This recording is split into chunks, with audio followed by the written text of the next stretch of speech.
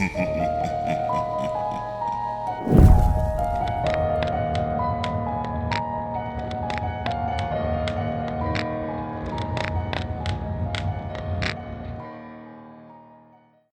I last broached the topic of the 1934 musical The Puppetmaster's Regime, my knowledge was apparently very limited. I had originally believed that all of the audience members who entered the theater on that fateful night were deceased. But I was incorrect. One lone audience member, Alice Corley James, who was 9 years old when her grandparents took her to see the show, lives in Connecticut with her grandchildren. I gathered this information after my long investigation as to the theater which housed the unfortunate events of 1934. I found myself on a wild goose chase after a long line of theater owners shoved me in different directions, via emails or the rare private meeting. I was eventually given the home address of a little old man who shall go unnamed. This man had worked in several theaters over the past 50 or so years, and had collected many borrowed theater items. One of these items was a box, labeled 34, Creeley Wright. The gentleman claimed that he found it in the vaults of the August Wilson Theater, but I'm not sure if he could be trusted, as his eggs seemed to be in quite a few baskets, if you know what I mean. The oddly numbered box contained several sloppily organized papers, all of which detailed the long-awaited production of the Puppetmaster's Regime. The most interesting of these files was a bulky folder that detailed the 1928 workshop in London where the title of the show was originally Moriator's Friends, which was later changed to Moriator's Puppet, and as music was refined, however, the title became The Puppet Dressed in Black, and was finally changed to Puppetmaster, which was the title that they used during the actual staged readings. The folder also contained a partial script for the show, although many pages appeared to be missing. Absolutely none of the song lyrics were shown in the script, although the song titles were printed in their place, along with notes for the young actor playing the part of Moriator. Most of the notes were from the director, a man named Richard Weber, but one particular note seems a bit ominous. A little less bravado on this one, Garrus. Make me proud, Garrus. Make us both proud. Signed, Mr. Sheridan. This Mr. Sheridan never showed up on any of the other files. He may have been an unaccredited assistant director, but something about his handwriting didn't sit right with me. Anyhow, some of the song titles were rather fascinating. Tunes with such titles as Never Mind Me, Mister, Moriator Was an Orphan, and Get a Puppet make the production seem like any other. The characters don't seem to be written in any strange way, much to my disappointment. Seems like a harmless little kiddie show, cutesy and upbeat. However, as the script progresses, the notes from this Mr. Sheridan become more evident, and his messages become increasingly disturbing. We loved the way you used to do it. Stop doing what we never told you to try, Garrus.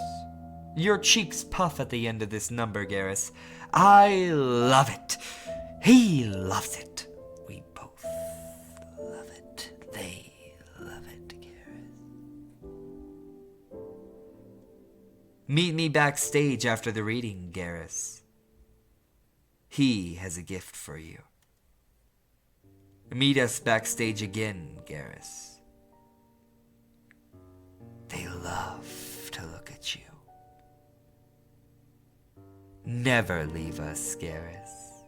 You're too important to Puppetmaster. After reading up to the scene where Moriator and his friends try to sell dolls, creatively titled the doll-selling song, I decided to stop reading and do a bit of research on Garrus Creeley. I was not prepared for the sickening results. Garrus Creeley was born on November 3rd, 1916. His mother had been a vaudeville stripteaser who lacked the funds necessary to support a child. As a result, he was taken in as a 3-year-old by a man whose last name was Sheridan. His first name is recorded differently in many documents. Most people believe it to be either Carmichael or Charles. Sheridan was apparently a Coney Island architect who designed elaborate funhouses and carnival freakhouses. He was also a private composer, having written many vaudeville numbers and Coney Island themes. Garrus Creeley Sheridan was a semi-popular vaudeville performer from 1921 to 1923, upon which he was removed from the Sheridan home after Garrus claimed to have been sexually abused by his adoptive father. Garrus was taken to live with Annabelle and Henry McGregor, a middle-class family living in Upper Manhattan. Annabelle and Henry, in an attempt to rid him of his childhood trauma, relocated to Worcester, England, with Henry McGregor's relatives. Coincidentally, Puppetmaster began rehearsals for the workshop a year after Garrus Creeley moved to England. The music and lyrics were still accredited with Anonymous. Now, one might assume that this is just another depressing backstory to a child performer from the early 1900s. But it gets worse. The unknown Sheridan, along with being an architect and composer, was also a great patron of child pornography. He was the leader of a small group of individuals who specialized in the production of such articles. But what makes this more revolting is that from 1921 to 1923, the years that Creeley was his legal son, Sheridan housed a child-centered burlesque theater/brothel underneath his estate.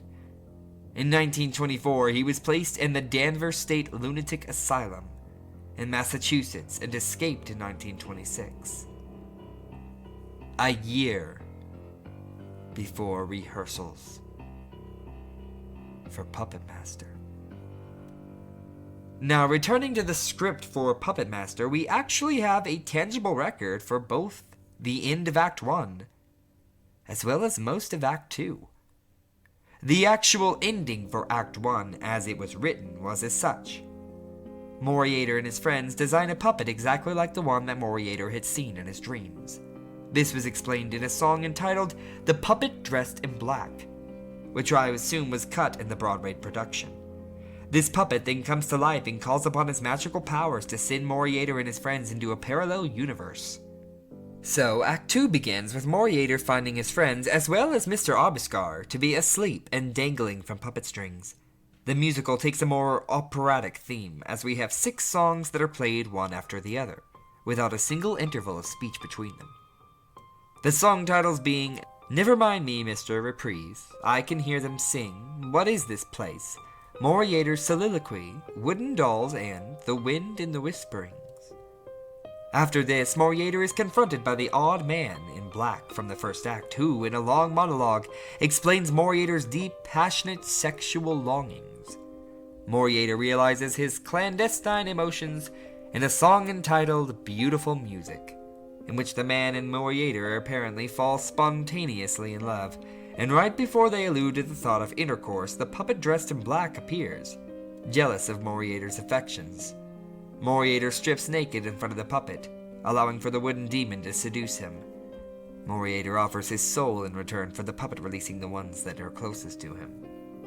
When the children and Mr. Obiscar are returned, the puppet dressed in black and the old man reveal their sole motivations: to punish little children who repress the nature of their sexual responsibilities. They explain this in what would eventually become the show's title song, "The Puppetmaster's Regime."